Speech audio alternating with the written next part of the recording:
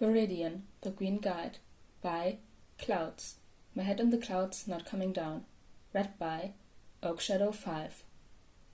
Chapter 10. Don't Die. Summary. Viridian helps Eraser with a fight. How did Shota get himself into these situations? There had been a trigger-enhanced next-level villain attack earlier that day, so he was doing the rounds, shaking down any trigger dealers he knew to try to get some leads where the police tried to figure out the poor guy's identity. The first few had been just what he expected, but this last one had shot up as soon as Elzevir started asking questions, and now he was trying to figure out how to lead this guy away from populated areas. And he was a mutant type, so there was that. The dealer had a crab-type heteromorphic quirk, which hadn't been a big deal when his skin was just a bit more durable and there was an extra pair of arms, but now his skin has hardened into an armored shell, and his hands turned into razor-sharp claws, and Shota couldn't erase it. So far, he'd just been dodging all of the villain's attacks and waiting for the trigger to wear off. This batch must have been more potent than most, however, because they'd been doing this dance for 10 minutes now and the guy wasn't even out of breath. Sneak attacks are really much more effective. Not that he couldn't do drawn-out battles, but he didn't prefer them for various reasons. One of those reasons being that the longer he fought, the more likely it was for him to blink and miss something important, such as one of the claws reaching out and tangling itself in his capture weapon. Within seconds, the crab villain had managed to spin his claws in such a way that Shota was tangled in his own weapon and his hands were pinned to his side. Dang it. If he made it out of this alive, Tsukachi would never let him live this down. The villain was grinning down at him as he gradually tightened the weapon until Shota couldn't breathe, then tightened it some more. Suddenly, Shota felt something whiz by the top of his head and hit the villain right between his eyes, making him stagger back and loosen his hold on the capture weapon. Shota gasped for air and tried to yank his capture weapon back, but the villain had already recovered. Swearing, he reached for his knife to cut the weapon right as his opponent moved to tighten the noose again. Suddenly, the villain cried out in pain and clutched his eyes. Shota didn't waste any time cutting the weapon free of the villain's claws and stepping back to catch his breath. Now that he wasn't about to die, he glanced to the side to see who had helped him, only to see Viridian trembling beside him with a slingshot still at the ready. The kid's expression was frozen halfway between determined and terrified, a fact that Shota probably would have laughed at in any other situation. "Get out of here, kid," Shota yelled. "This guy's on trigger, he's out of your league." Izuku knew that he should listen to Eraserhead. This guy was a lot bigger than most of the small fry he'd managed to take down alone. Even Eraser was having trouble with him. But that was exactly why Izuku knew that he couldn't leave. If he left, even if it was to go get another hero, then there was a chance that Eraserhead would be dead by the time he came back, and he wouldn't be able to live with himself if that happened. Besides, it's not like he was taking a huge risk fighting this guy.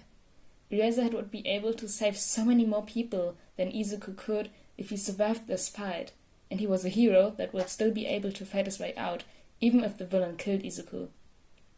That was why Izuku didn't hesitate to run forward, ignoring Eraser's yells behind him as he switched his slingshot out for his pipes. If only one of them could survive this fight, Izuku had to make sure it was Eraserhead and not a useless Deku like him. Izuku just hoped he could distract the villain long enough for Eraserhead to beat him. He'd been aiming for the villain's eyes to get him to let go of his victim earlier, but Izuku's aim wasn't very good yet, and had taken a few tries, which was why he decided to switch to close range. Besides, he didn't think his marbles would do much good against the villain's shell anyway.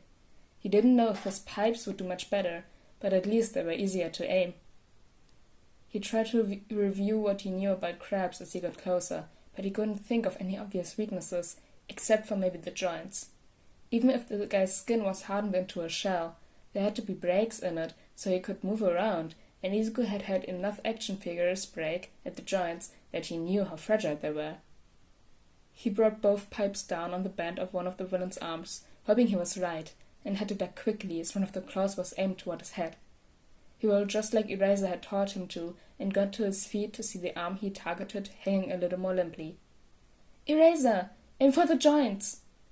He heard Eraser yelling something at him again, but focused on running forward again and hitting one of the villain's knees. If he could just decrease his mobility. He rolled away as the villain stumbled, and he looked to see that Eraser had wrapped his capture weapon around one of the villain's arms and used that as leverage to slingshot himself and kick at the villain's hips. So cool! The only problem was that even though the villain had collapsed onto the ground from the combined force of both of their attacks, he still had a solid hold on Eraser's capture weapon and was trying to tangle it around Eraser like he had been when Izuku arrived. Izuku dodged another hit from the villain's flailing arms and switched to his knife. He was still nervous to really use it, but it's not like he was actually using it on the villain, right? He just needed to cut the capture weapon so that Eraser could get free.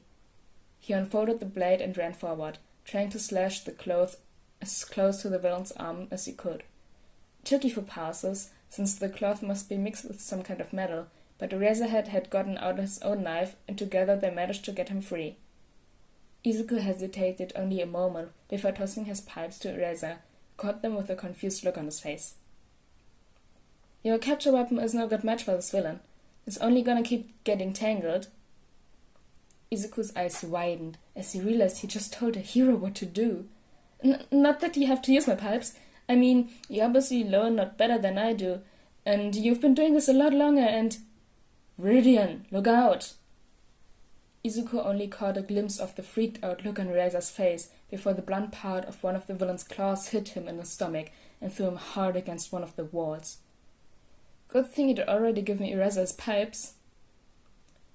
Shooter froze as he watched Viridian, a literal child, get battered against the wall and pass out. Hopefully pass out. The kid was slumped over and had gone limp, but Shooter didn't know what he'd do if the kid was. He turned back to the villain with rage in his eyes, clutching the pipes Viridian had given him like a lifeline as he practically growled. Big mistake.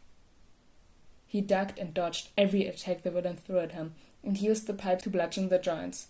He wasn't used to fighting with them, but he had to admit that they were much more effective than his capture weapon against this particular villain. Within minutes, the villain collapsed in a pile on the floor and started to shrink down as the trigger finally wore off. Shota texted Tsukauchi to come pick the villain up and ran to help Viridian. Kid, can you hear me? Viridian groaned. Eraserhead? Are you okay? Did you win? Shota looked at the kid in shock. Am I okay? Am I okay? You just got thrown against a wall, problem child. You're lucky you didn't die. Viridian shrugged as he got to his feet. Shrugged? Well, you beat the villain, didn't you? So it was worth it. Shooter opened and closed his mouth a few times as he tried to figure out how to respond to that. No, kid, it was stupid and reckless. Don't do that again. Okay. He didn't like the fact that he could tell Viridian was lying. If the kid kept putting himself in dangerous situations like this, which it sounded like he was going to, then he was going to get himself killed. Shota needed to make sure that didn't happen. And he needed to make sure the kid was actually okay after the blow. Come on, kid. I'm taking you to the hospital. The kid shook his head frantically, only to stop with a wince, which meant that the kid most likely had a headache and probably a concussion as well. All the more reason to get a medical attention. He grabbed onto Viridian's arm, careful not to hold on too tight in case the kid was bruised there. No offense, problem child, but I'm not giving you a choice. You need a doctor. Viridian frowned, but stopped fighting and let Shota start leading him down the street toward the nearest hospital. Shota sighed with relief and turned his eyes away from the kid so he could see where they were going, which was why he missed the way the kid's arm wound up for a punch. The hit was sloppy, but Viridian actually managed to punch him right on the nose with a surprising amount of strength. Instinctively, his hands went to his face as his eyes watered, and by the time he'd recovered enough to see again, Viridian had already disappeared. Damn problem child, Shota muttered as he made his way back to the downed villain. What am I gonna do? That was chapter 10 of Viridian. I hope you enjoyed it, just as much as I like recording these. If you have any questions or suggestions, leave them in the comment section below, and have a good rest of your day, guys. Bye! Hey, outtakes. Get out of you, kid, Shota yelled. This guy's on trigger. He's out of your league. That's the wrong voice. Which was why he missed the way the kid's arm wound up for a punch. Punch?